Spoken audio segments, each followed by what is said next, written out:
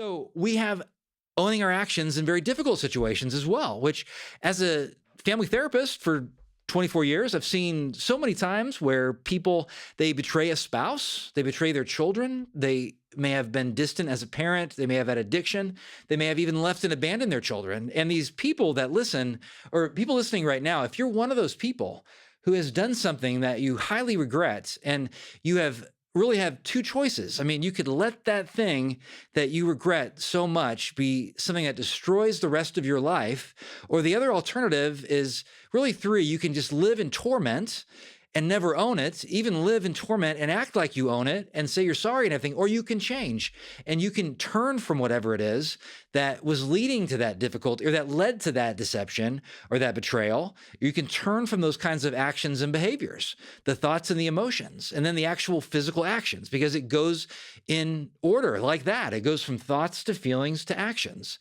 and then results come after that.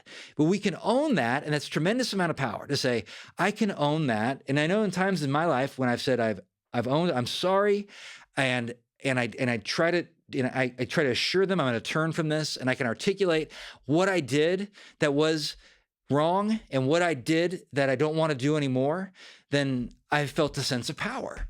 That now I no longer have to be burdened by this horrific type of behavior pattern in my life. Now I no longer have to be thinking and weighed down by these things that I did in the past. I learned to forgive myself. Owning it is a way I can forgive myself.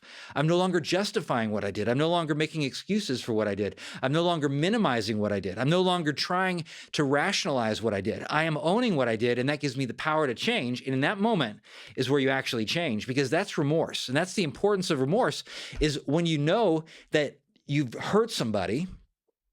The remorse part is when you're attempting and you're starting to feel the damage that you have done. And so when you're sorry for something and you can articulate to somebody why you are sorry for something, that's going to start the process of rebuilding trust, because they're going to start seeing that this is a person who is not going to hurt me in that way again, because they're feeling the pain that I have felt. And so they'll never do that again. And if you feel a certain level of remorse, so let's just take betrayal, for example. If you've been betrayed and you know the pain that you felt, and then you know that your betrayer is understanding the pain that he or she has inflicted, there's going to be this level of, I'm not going to be hurt again in that same way by that person. And that level of remorse that they express is going to heal them as well. It's very painful for them, of course, but it's the ownership. And that's the thing.